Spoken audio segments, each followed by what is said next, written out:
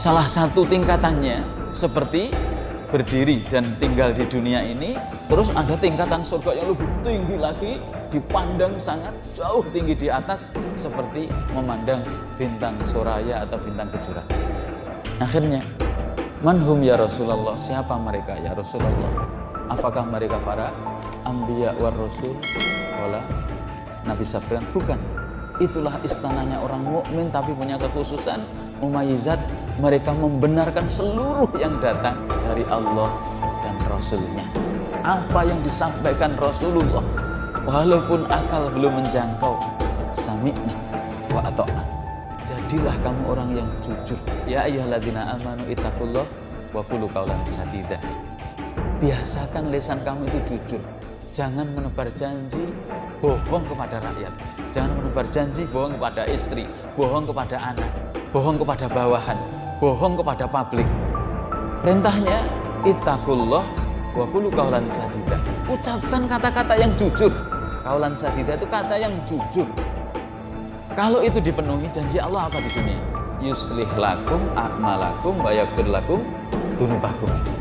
Sudah apa lagi coba?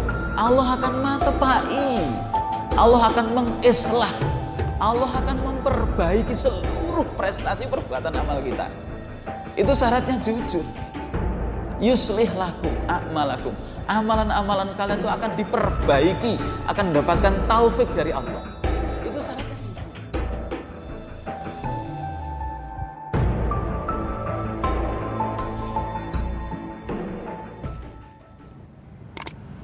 Alhamdulillahirabbil alamin.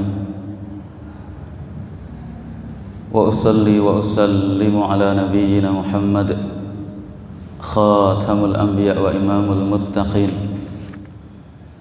sallallahu alaihi wa ala alihi wa sahbihi wa sallam.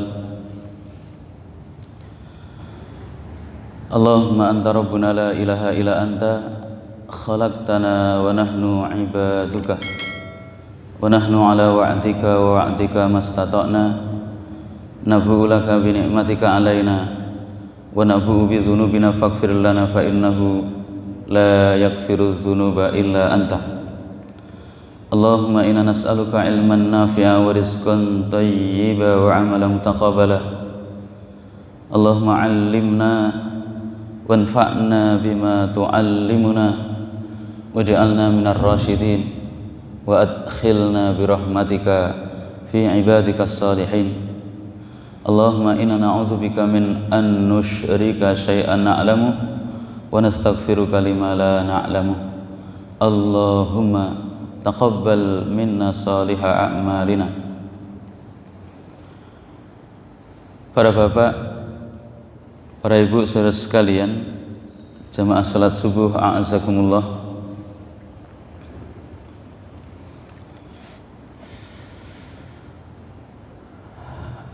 Syarat yang nomor 4 dari rukun Islam kita yang pertama, karena urusan yang sangat agung, maka terus kita bacakan dari syair yang mengandungi para orang-orang soleh, para ulama memasukkan dengan cara di nazam atau syair, ilmun yaqinun wa ikhlasun wa sidquka ma'a mahabbatin wal inqiyadu laha wal kubulu wal inqiyadun wal kubulu laha wazid saminaha al kufrani minka bima siwahu minal awthani. Itu syairnya. Jadi syarat dari syahadat ikrar la ilaha illallah kita penuhi.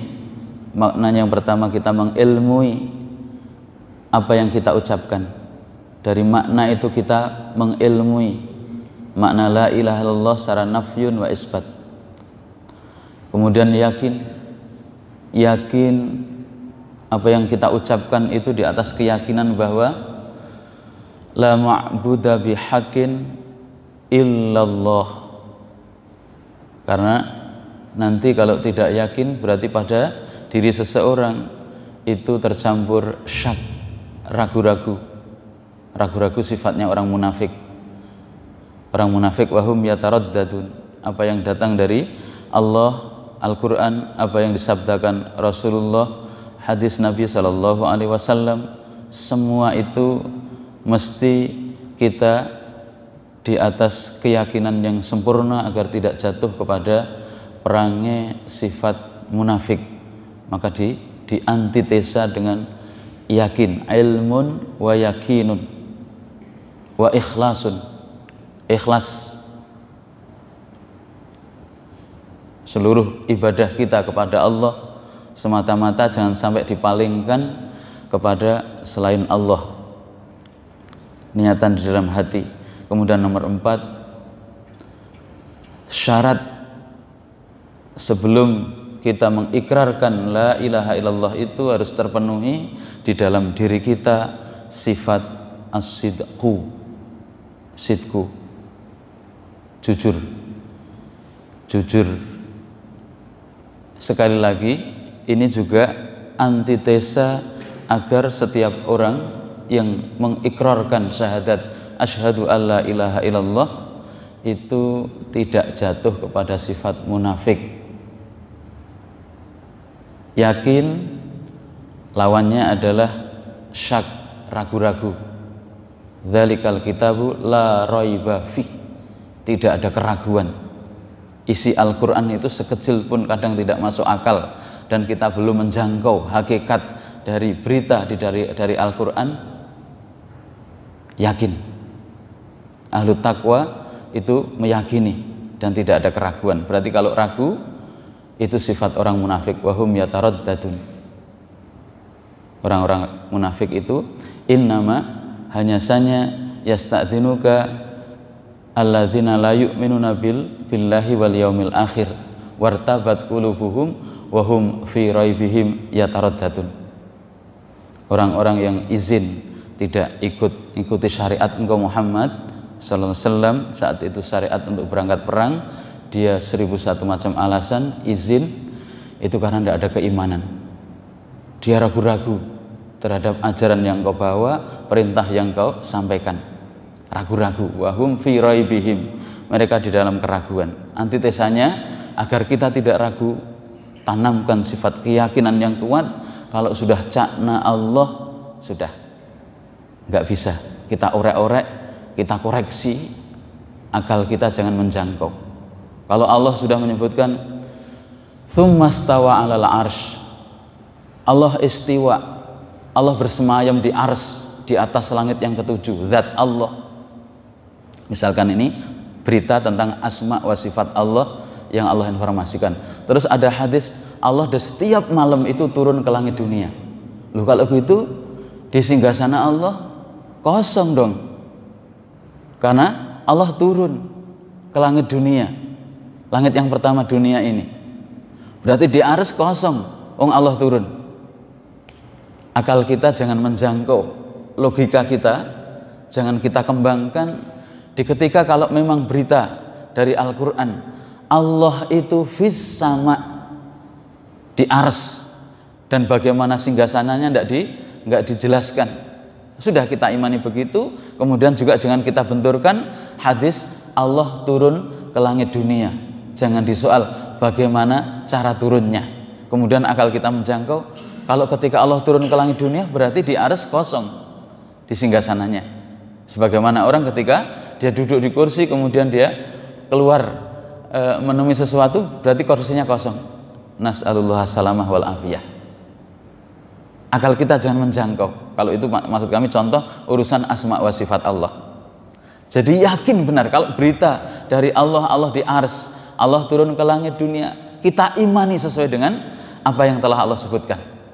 Karena satu ayat pun ketika seseorang tidak mengimani dari Al-Quran, satu huruf pun, satu huruf, apalagi satu ayat, faqad kafar, dia telah kafir. Ini Allah sendiri yang jaga. Inna nahnu nazzalna dzikra, kamilah yang menurunkan Al-Quran, wa inna lahu lahafidun, aku sendiri yang menjaga. Karena koreksi sebelum Al-Quran kitab-kitab langit, kitab-kitab Allah yang diturunkan kepada Nabi dan Rasul itu dipasrahkan penjagaannya kepada para nabinya. Akhirnya diorek-orek, diobok-obok, tidak orisinil lagi karena mengikuti hawa nafsu para pemuka agama setelah Nabi dan Rasulnya wafat.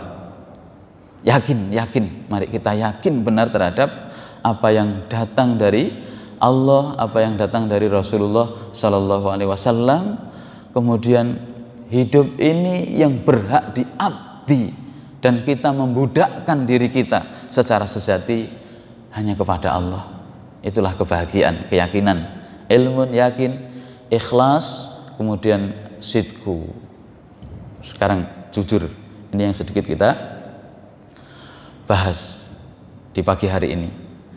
Pertanyaannya Bapak sekalian, sidkun, kenapa Allah masukkan dalil dari ayat Al-Quran, kemudian juga kenapa hadis Rasulullah dan para ulama mengambil istimbat, kesimpulan hukum tentang fikih akbar, fikih yang terbesar, yaitu tauhid ini, itu jujur dimasukkan salah satu syarat kebenaran ikrar la ilaha illallah kita. Jadi agar kita naiklah grade-nya. Jangan pokoknya la ilaha illallah miftahul jannah. Pokoknya mengucapkan la ilaha illallah itu masuk surga. Enggak dirinci. Dia tidak mengilmu 1 juta kali yang ia ucapkan dalam tahlilan itu, dalam wiridnya, dalam zikirnya, tapi perbuatannya bercanggah. Perbuatannya tidak sesuai dengan yang ia ucapkan. Berarti kan kamu bohong dong. Ucapan kamu seperti itu tapi perbuatan kamu gitu. Maka sidqu dimasukkan sebagai syarat la ilaha illallah. Alasan yang pertama, definisinya sudah ma'ruf lah, disebut jujur itu kita semua sudah, ini fitrah masing-masing kita namanya jujur. Kalau di sini definisinya maknahu antahul kalimat tauhid wa anta shadiqun fi dzalik. Ketika kamu mengucapkan la ilaha illallah, kamu tahu maknanya, la ma'buda bihaqqin illallah, tak ada yang berhak diabdi dan diibadahi dalam hidup ini, diarahkan nawaitu dan tujuan seluruh aktivitas ini kecuali hanya dipersembahkan hanya untuk Allah. Kamu benarkan apa yang kamu ucapkan itu, yutabiku qalbuka lisanaka, hati kamu itu membenarkan apa yang kamu ucapkan. Itu kesesuaian, muwafaqatul qalbi lisanahu, amalan hatinya sesuai dengan amalan anggota badan, ucapan hatinya sesuai dengan ucapan lisan. Tidak lain di mulut, lain di hati. Itu munafik lagi. Ini bahaya kan munafik itu. Maka asidku antitesanya juga. Kalau terbiasa lain di mulut, lain di hati, lain di laporan dengan kenyataan, itu merekayasa sebuah laporan. Lain laporan dengan lain realita keadaan, lain berita dengan kenyataan sesungguhnya. Itu enggak jujur. Lah sidku itu kalau nuansa dari pribadi-pribadi kita, yutabiku qalbuka lisanaka, adanya kesesuaian isi hati kamu dengan apa yang kamu ucapkan la ilaha illallah itu. Tuntutan la ilaha illallah, hidup ini hanya kamu arahkan untuk Allah tok, satu-satunya. Jangan kamu duakan Allah. Maaf katanya kami pilih yang lebih menyakitkan, jangan kamu berselingkuh dengan selain Allah. Menduakan Allah itu syirik, gitu loh maksud kamu. Menyekutukan Allah itu syirik. Nah, kata-kata sekutu kan kadang kurang menyentuh. Jangan kamu duakan Allah. Nah itu kamu sesuaikan perbuatan kamu dengan isi hati kamu.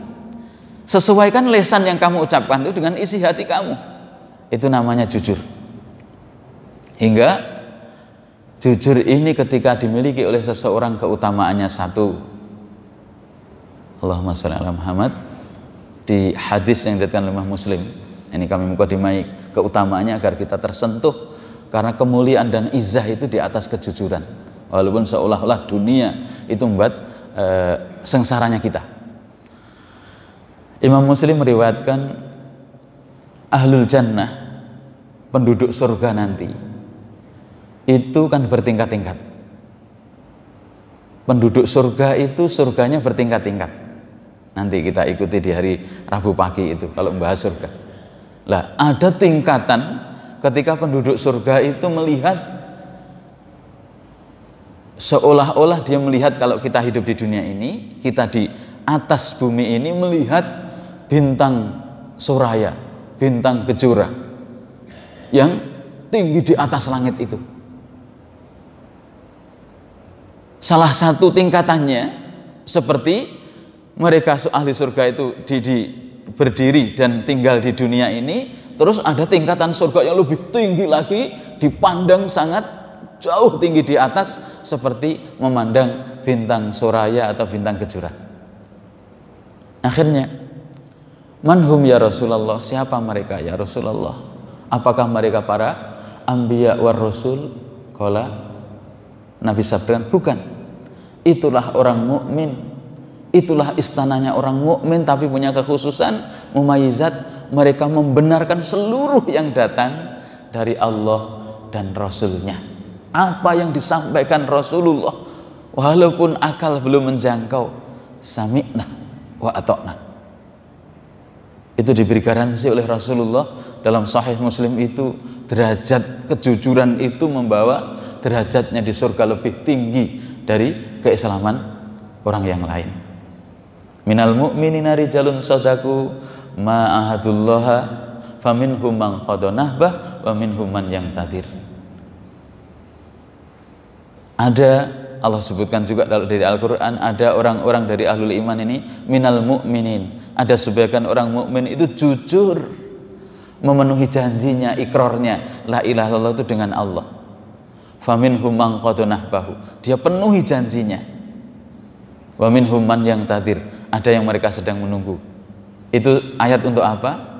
Ayat para sahabat ketika dia berperang sampai ada 80 luka, tusukan, tebasan pedang, sampai raut muka dan tubuhnya itu tidak dikenali lagi oleh siapa-siapa karena berlumuran darah dan luka sampai lebih dari 80 luka. Dia telah jujur memenuhi janji Allah. Janji Allah apa? Innallaha ashtara minal mu'minina bi anfusahum wa amwalihim bi anna lahumul jannah yuqatiluna fi sabilillah fayaqtuluna wa yuqtalun wa dan alaihi haqqan fit taurati wal injil wal qur'an wa man aufa bi ahdillahi minallah. Siapa orang yang paling memenuhi janjinya mengalahkan Allah? Itu janji Allah.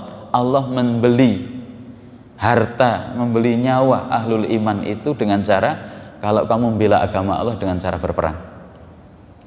Nah, akhirnya ada sahabat yang jujur memenuhi janjinya Allah, dibalas dengan surga itu buru-buru.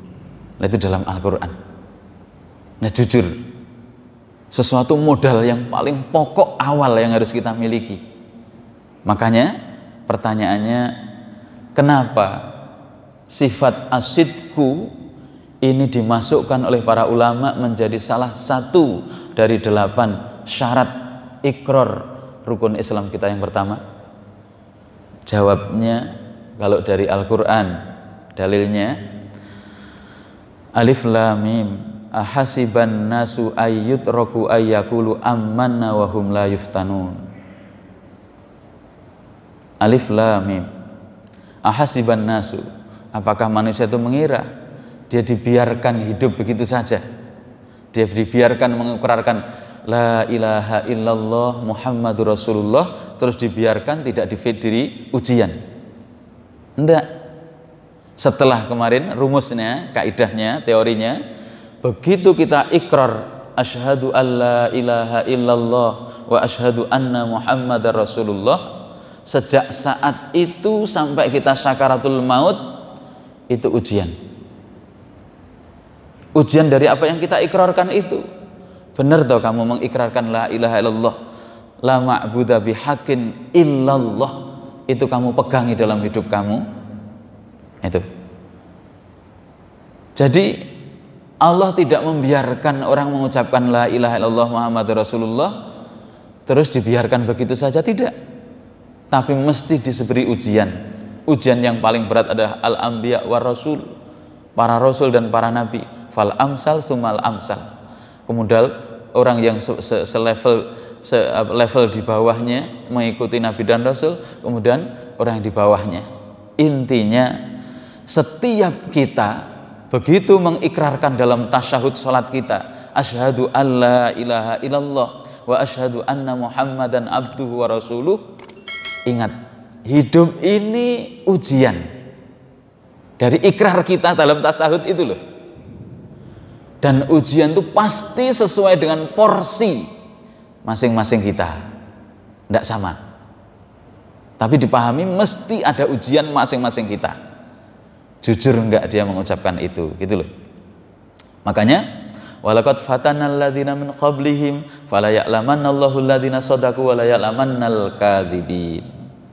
Sungguh kami telah menguji orang-orang sebelum mereka, sebelum umat Rasulullah, sehingga Allah tahu siapa yang jujur dan siapa yang dusta dari persaksian dan ikrar syahadatnya. Ngaku beriman itu tidak cukup gratis pengakuan saja, tapi ada ujian yang harus dia tapai. Nah, itu maksud kami, masing-masing kita hidup ini adalah ujian sesuai porsi kita. Ada yang diuji hari ini babak belur, disiksa, digebuki di penjara, mempertahankan akidah dan iman karena ideologi keimanannya ditangkap oleh penguasa, karena ideologi tauhidnya mengusik penguasa, dijebloskan di penjara, disiksa. Ada yang diuji dalam hidupnya dengan kemewahan jabatan, jujur tidak dia dengan amanah itu atau mengkhianati, justru menjadikan kesempatan untuk menikmati manisnya gula dunia di atas penderitaan rakyatnya. Itu juga ujian. Ada yang diuji dengan kesempitan dunia, dia sabar dan berharap kepada Allah, ingat terus akhirat agar tidak jatuh kepada perkara-perkara yang haram. Pokoknya masing-masing diuji sesuai porsi mereka. Nah itu, ini alasan yang pertama. Jadi ketika mengikrarkan la ilaha illallah, Allah sebutkan agar Allah tahu siapa yang jujur. Fala ya'lamannallahu alladzina shadaqu wa la ya'lamannal mukadzibin. Itu adanya ujian akan tampak. Makanya orang-orang soleh membuatkan permisalan bil imtihani yu'izzul insan au yudillu. Lewat ujian itu loh, lewat benturan-benturan dan tribulasi kehidupan, seseorang itu dimuliakan oleh Allah ataupun dihinakan. Itu dalilnya. Atau kalau butuh dalil dari hadis, kenapa dimasukkan ini syarat la ilaha illallah, jujur itu, hadis yang diriwayatkan oleh Imam Bukhari dan Muslim, sahih berarti, dari Abu Musa al-Asy'ari.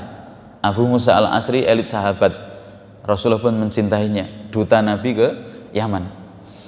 Beliau berkata, meriwayatkan dari Nabi sallallahu alaihi wasallam, au kama qala Rasulullah sallallahu alaihi wasallam, ma min ahadin yashhadu an la ilaha illallah wa asyhadu anna muhammadan abduhu wa rasuluh illa harramallahu alaihi an-naro.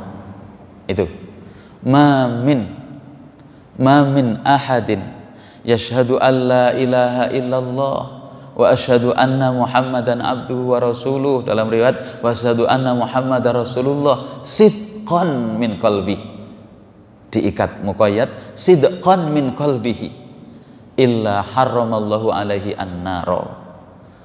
Siapa saja ahlul iman, siapa saja mengikrarkan syahadat asyhadu alla ilaha illallah wa asyhadu anna muhammadar rasulullah sidqan min qalbihi, jujur benar dari isi hatinya, dia hayati kandungan makna itu, dia buktikan dalam perbuatan, rincian-rincian Islam ini tidak bercanggah, tidak lain di mulut, tidak lain di hati, kesesuaian hati dan lisannya, kesesuaian amalan hati dengan amalan anggota badannya, sidqan min qalbi, apa balasannya? Illa harramallahu alaihi an-naro, atau kama qala Rasulullah sallallahu alaihi wasallam, Allah haramkan neraka bagi yang mengikrarkan syahadat tauhid dan Rasulnya itu jujur dari dalam isi hatinya.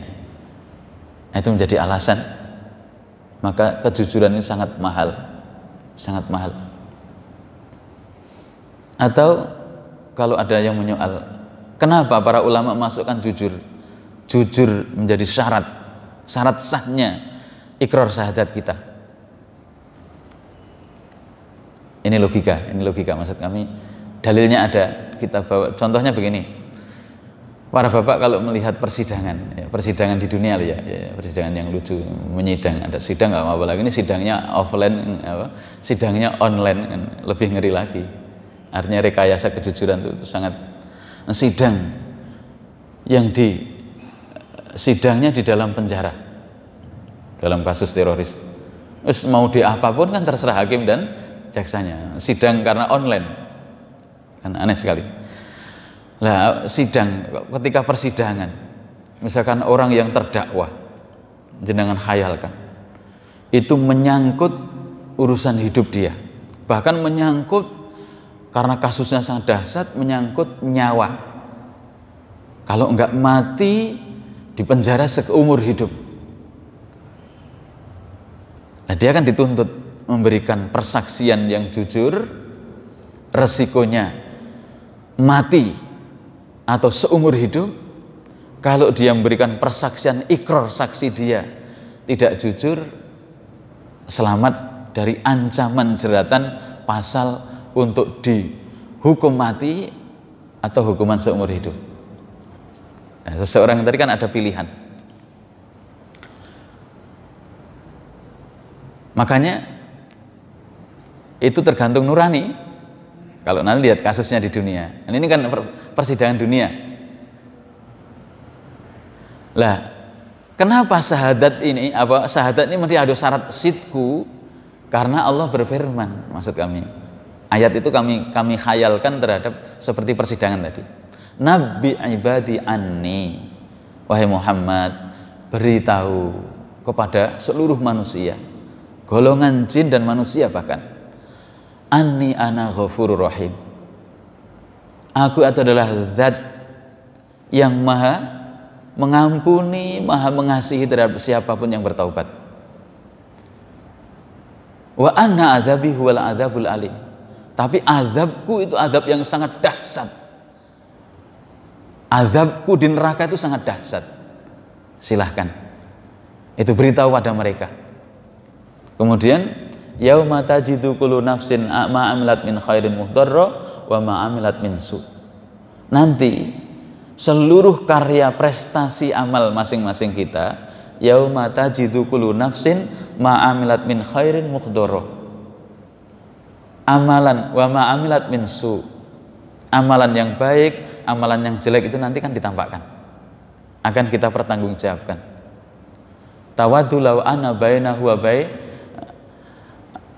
seseorang itu sangat sekali ingin agar tidak melihat amalan jeleknya. Nanti di akhirat. Makanya kalau tidak ada kejujuran, kan jelas ancamannya. Iya, kalau di dunia ancaman jeratan pasal dari yang diputuskan hakim itu menyangkut itu perkara-perkara urusan dunia. Tapi kalau terus nanti persidangan Allah, yauma tajidu kullu nafsin ma amilat min khairin muhdarra wa ma amilat min su tawaddu law ana bainahu wa bainahu amatan ba'ida wa yuhadzirukumullahu nafsahu wallahu raufum bil ibad. Dalam persidangan Allah yang Allah juga sebutkan khafidatur rafi'ah idza waqa'atil waqi'ah, kalau sudah hari kiamat di persidangan itu Allah lah yang benar-benar merendahkan seseorang dan Allah lah yang benar-benar meninggikan derajat seseorang itu nanti. Kalau di dunia kan jekso, sing jejeg sing kuwasa. Yang punya uang dan kekuatan, yang jabatan itu yang bisa menang. Walaupun tidak jujur. Ini dunia. Tapi nanti di akhirat khafidatur rafi'ah. Allah itu punya sifat akan khafat, mengkasroh, menghinakan, merendahkan orang yang memang benar-benar hina. Kemudian akan rafi'ah, marfu', dhumah, ditinggikan derajatnya orang yang memang benar-benar pantas tingginya diderajatkan oleh Allah. Itu nanti di akhirat. Maka sidku ini menjadi syarat karena kalau tidak jujur, bagaimana persidangan kita nanti di hadapan Allah?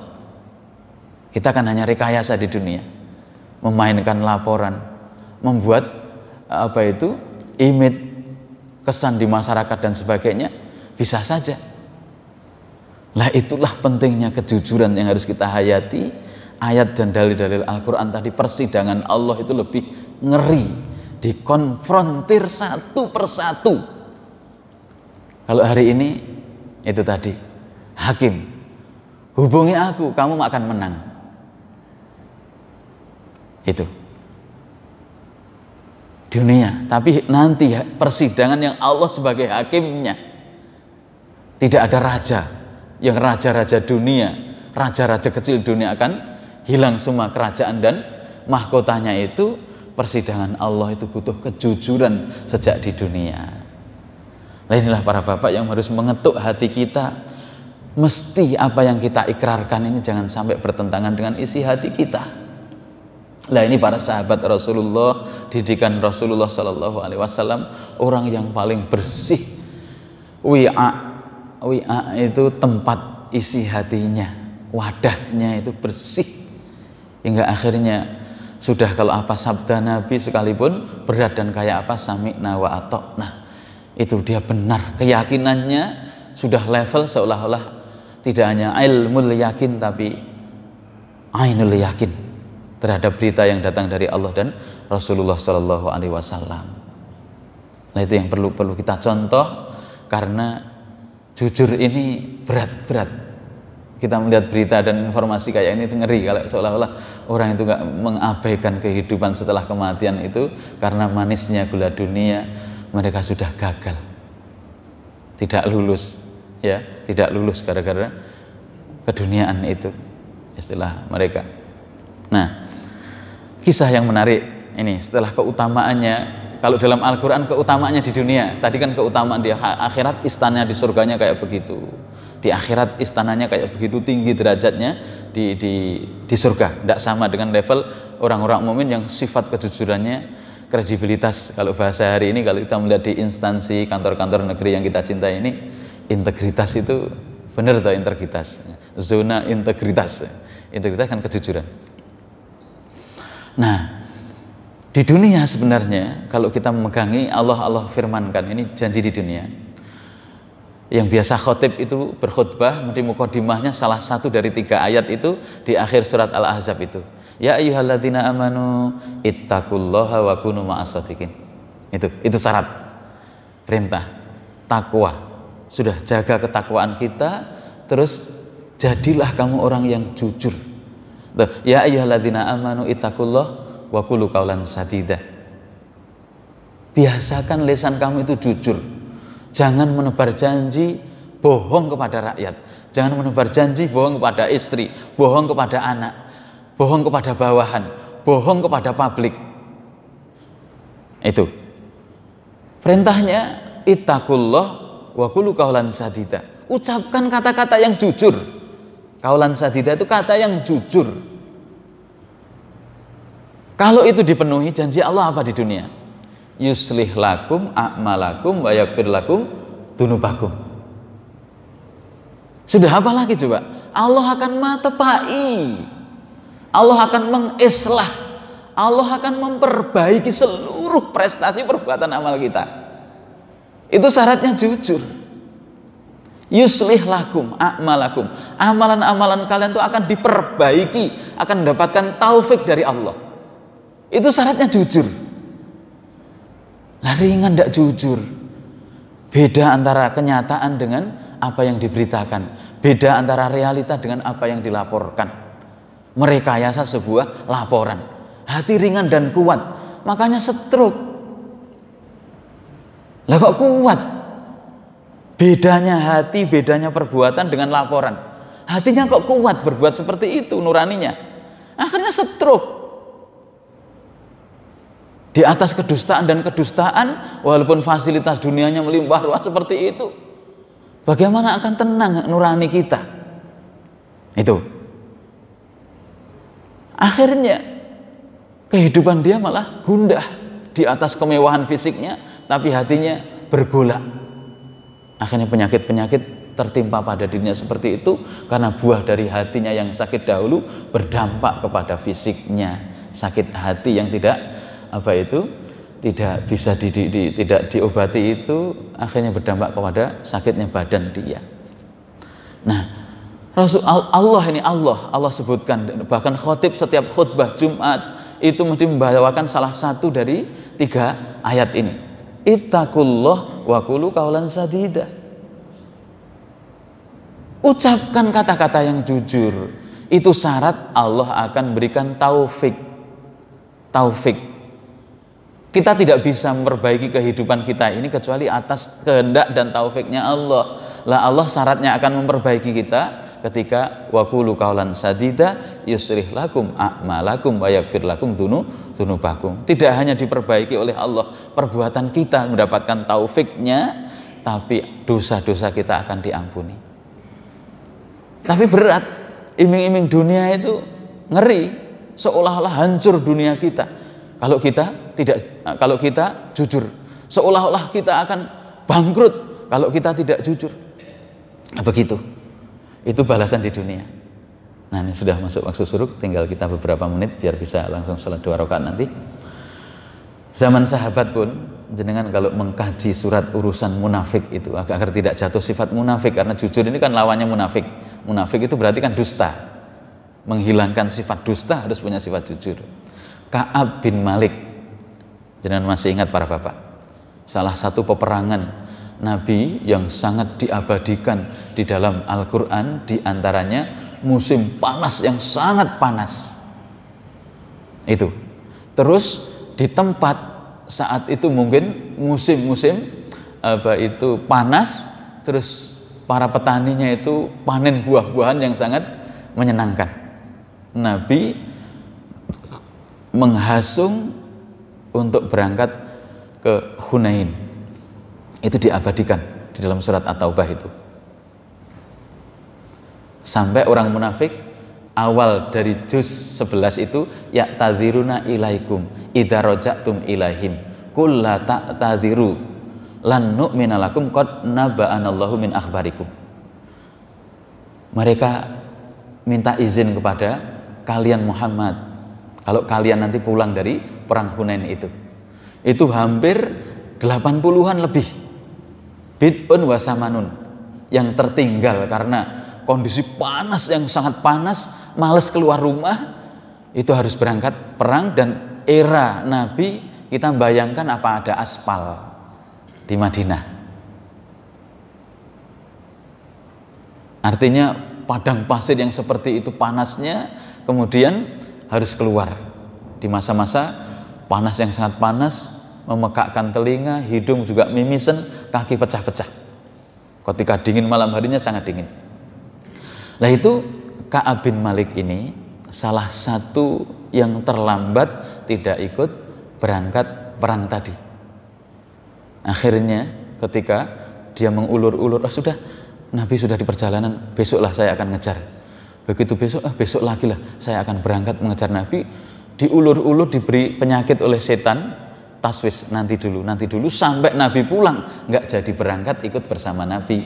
Padahal ini rajulun soleh ikut perang Badar, diganggu setan sampai nggak ikut mendampingi Nabi, ajakan Nabi untuk berangkat perang. Akhirnya bingung. Semua orang tadi dalam Al-Quran disebutkan ya'tadziruna ilaikum idza raja'tum ilaihim. Mereka akan minta izin dan minta maaf alasan mereka tidak ikut berangkat perang kepada kalian Muhammad ketika nanti kalian datang ke Madinah lagi. Itu sampai 78-an atau 80 lebih berapalah orang yang terlambat tidak ikut bergabung. Akhirnya satu persatu punya jiwa, ya Allah saya tidak bisa berangkat karena ini dan itu, dimaafkan oleh Rasulullah. Rasulullah nggak bisa ngorek-ngorek isi hati wong ini di dunia. Sudah aku maafkan, isi hati kamu tak pasrahkan Allah. Semuanya dimaafkan Rasulullah, didoakan, terus isi hati kamu yang tahu Allah. Giliran Ka'ab ini, dia tidak punya alasan yang dibenarkan karena males, ada sifat munafik karena diganggu setan tadi. Akhirnya, ya Rasulullah, aku adalah seorang yang pakar untuk diplomasi. Andaikan aku itu bisa berhadapan selain dengan kamu, aku akan memainkan diplomasi lisanku agar aku selamat dari hukuman. Tapi karena di hadapan engkau ya Rasulullah, aku bicara apa adanya, aku jujur, aku tidak punya alasan yang dibenarkan oleh Allah dan engkau. Aku tidak punya alasan terlambat itu karena alasan-alasan yang dibenarkan. Sudah, aku lemah iman ya Rasulullah, tidak punya alasan apapun. Sudah, silahkan engkau hukum. Rasulullah awalnya dia menghadap tadi di dalam keadaan Nabi itu senyum, tapi senyum dalam keadaan marah. Inilah yang jujur. Kalau begitu, sudah biar Allah yang memutuskan. Sejak hari itu sampai 1 bulan lebih, hampir 2 bulan, itu Ka'ab ini diboikot oleh seluruh sahabat di Madinah. Tidak boleh bicara. Tidak boleh bicara. Padahal dia masih muda. Kalau hanya 2 yang jujur itu 3 orang. Tapi yang 2 ini sudah sepuh-sepuh. Dia hanya nangis di rumah. Biar Allah yang memutuskan hukumannya, tunggu kamu. Akhirnya secara reaksi hukum sosial, Nabi dan para sahabat seluruhnya mendiamkan, tidak boleh bicara. Ketika dia melihat Nabi melengos.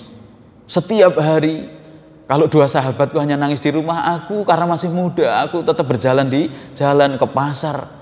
Semua orang mendiamkan aku. Dan itu lebih daripada 30 hari. Hari yang ke-40 tidak cukup, aku didiamkan.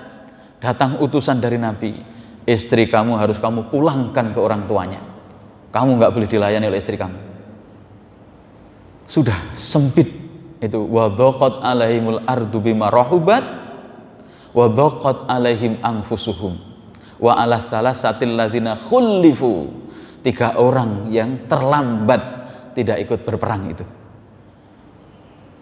Akhirnya buah dari kejujuran itu, hari yang ke-41, 40 sampai genap 10 hari, 50 hari, kesedihan demi kesedihan, bumi itu sudah tempat berpijak itu sempit, hatinya gundah, tidak ada bergantung, la malja'a minallahi illa ilaihi, tidak hati bergantung kecuali hanya bersandarkan kepada Allah untuk menentamkan hatinya, bergantung kepada Nabi, Nabi melengos, bergantung pada kerabat famili sepupunya juga menghindar, didatangi, ditutup rumahnya, padahal sepupunya sendiri, anak ponaannya, anak pamannya.